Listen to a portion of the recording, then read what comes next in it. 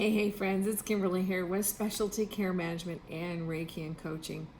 And I have a little bit of a story to share with you today about a day in the life of a kidney patient. Somebody who maybe has just been diagnosed with kidney disease. So as a nurse, I've been practicing for a few decades now. And the last 10 to 15 years, 10, 12 years, I've really focused in on specifically on kidney disease because I've seen what it does to individuals, to peoples, how it totally changes their lives. I've seen how it has impacted companies on a financial basis. And because as a nurse and as a practitioner, I know that it's largely preventable. So more than 60% of the cases of new cases of end-stage renal disease where people end up on dialysis are due to diabetes and hypertension. They're the two main drivers. Diabetes and heart stuff goes hand in hand. This is Heart Health Month. A lot of you have heard me share about the cardio-renal connection in videos and newsletters and email blasts that have gone out because it's really important. And because when we focus on especially those two things, that's how we can really have a significant impact. But most of the time, at what we see here at Specialty Care Management, and dialysis isn't our only bag, right? We specialize in high cost, catastrophic claims that can really be crippling and difficult to manage for a group. So, and that's not just dialysis, but cancer is up there. Air ambulance can be really tough for groups. Sometimes those crazy out-of-network claims, and you just need somebody to review those line by line and make sure that they're valid, that they're accurate, that they're appropriate, and somebody who can negotiate and help you manage those and protect your members. Those are really some of our core products that I talk to folks a lot about here. But for today, I really wanted to just give you a picture of how this can impact your groups and why it's really urgent before it becomes urgent. Most of the time, dialysis, and those claims come in anywhere from a few $100,000. I've seen them as high as $4 million. The average, I think, is about $500,000 across the U.S. in billed charges. And you have a member or two in a group that goes on dialysis, it can be really crippling. And most of the time, unfortunately, because it shouldn't happen this way, but most of the time, it's going to hit you as a surprise. All of a sudden, you're going to see, oh my gosh, this group has a member go to dialysis, right? My house is on fire. And it doesn't have to be that way. Remember, it's largely preventable. So at Specialty Care Management, we kind of have a bubble wrap program. And that bubble wrap program, a lot of groups find it very forward thinking and offer their groups, their clients, the most robust protection by putting our dialysis, our repricing tool, if you will, because it's more than that. It's not just a repricing tool. But a lot of times they'll put our preemptive dialysis program in place. There's no fee to implement. All that means is if you have a group that doesn't have dialysis, but yet you can put this in place for your group because there's no fees for this. There's no fees until we have something to do, right? But it's in place to protect your members so that your house is never going to catch on fire. When you do have a member go to dialysis, you're already protected with our unique underwritten, flat, fixed case rates for dialysis. And across our book of business, across the U.S., we save an average of 77.5% off of billed charges, which is huge. And unlike other strategies on the market, we don't get kickback. So we've never had any litigation for these types of claims because largely before we even contract with you or your group, we're going to do a little upfront work to make sure that we're appropriate and what's the best path for us to put this in place for your group. That involves a legal and administrative review of the plan documents and the access agreements, the network access agreements. And we can go into that later. Call me if you have questions. But what happens is they'll put this in place. So even though maybe you're looking in your groups and you don't have dialysis yet, you can still protect your group so that you don't get caught with your pants down, right? That's not fun. Emergencies are never fun when they happen, right? Because things take time to put into place. And if this member's already going to dialysis, you're going to have a month or two of those claims. And that really, not only does that hurt in the moment, that also hurts your groups in terms of your leverage trend and what you're looking at, which is ever increasing, right? So this can really insulate your groups from that happening. And then, but remember, this program isn't just in place to reprice dialysis. Once members progress through kidney disease, every stage in kidney disease that they advance, and most of the time, they're not even being caught until they're late stage 3 or stage 4 before they get a diagnosis. 9 out of 10 people with a really low GFR kidney function don't even know it. And that's awful, but that's what it is. And so most people aren't going to know about it until they're there, right? So what happens is there's really not a lot of time for education, and not just education, real nurse coach support to help members figure out what to do with this education. How is this stuff going to fit in my lifestyle? You want me to change my eating habits and quit smoking and prick my finger and check my diabetes, my blood sugar, and now you want me to start exercising, and after working all day you want me to come home and be Donna Reed and eat something healthy. Who has time for that? That's why we need that coaching support. How are we going to put healthy living practices in place that most of us know we should do? I'll bet you most of you know what you should do, and you're not perfect either, right? But it's critical for these folks. They're on a conveyor belt, and that conveyor belt is inevitably going to take them right off of a cliff and put them in a dialysis chair. And that's going to be a hardship, not just for the member. So just to give you a clue what a day in the life is for somebody who's just been diagnosed with end-stage kidney disease, they got to figure out, to a lot of folks, they think it's a death sentence. I've talked to a lot of people over the years, and when they finally understand, whether that's through the nurse coach education or through that time that they have with their clinician, when they finally understand where they are, they really think life is done. And a lot of times people are just shuffled off to a dialysis chair without even the time to understand all the options that there are, how they can live their life. Now people, when their kidneys fail, keeping in mind that people with kidney failure can still make urine. It's one of the benefits of going to peritoneal dialysis first, is they make urine longer. That helps a lot with ridding excess fluid. Keeping in mind, we've talked about congestive heart failure before. When there's too much fluid on board, it's really hard for the heart. The heart becomes enlarged, engorged, it can't pump everything as well, and that has a really significant impact on kidney health, right? Your heart and your kidneys are connected, and so if your heart can't pump efficiently and it gets backlogged, guess where it's going to go? The kidneys get overwhelmed and overloaded as well, and that does damage to the structures that are already damaged. So it's really, really important. Making urine is a great thing. Keep in mind, even your folks with kidney disease, when their kidneys fail and they make urine, it doesn't necessarily mean that it's removing the toxins. That's the purpose of urine, right?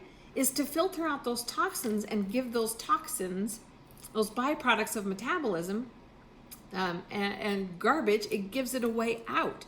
But when your filters are damaged, just like that coffee filter we've talked about before, if I have a coffee filter and I fire a fire hose at it, pretty soon when I go to use it, I'm going to see all kinds of debris in my coffee, right? It's the same thing. So what happens is, even though they're making urine, a lot of the debris is getting through there. Where does it go? It's in the bloodstream. They become uremic. And it's like having urine in your bloodstream. It's got to go somewhere. They get horrible itching. Their skin color changes. The texture of their skin and hair changes.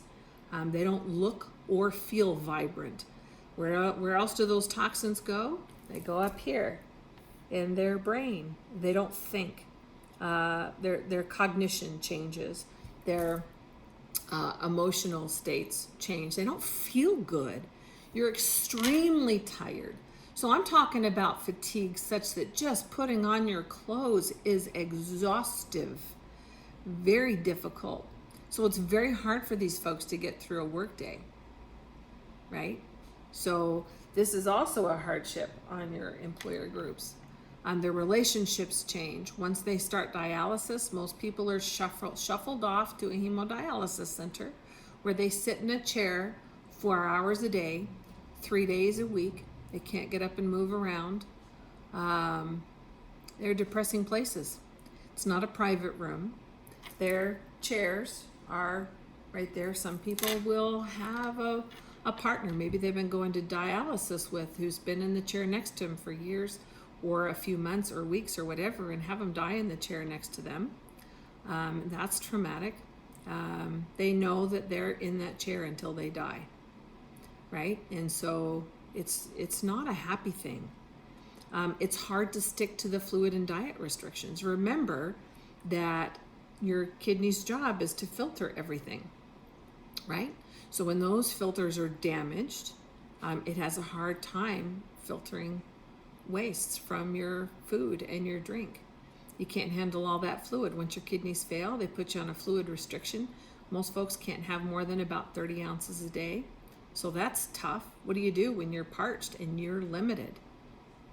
Or you're dying for a big gulp and maybe you cheat and you feel like crap, and that puts more work on the dialysis machine that can't pull off all that extra fluid without sending you into a tailspin as far as your blood pressure and how your heart's doing, right? So a lot of times people can't tolerate a full treatment. They need more than what they can have because the diet, sometimes it's a complicated diet. They don't understand it.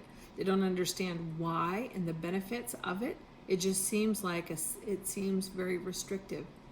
If you have somebody on hemodialysis, they're going to have an access, usually an arm, right?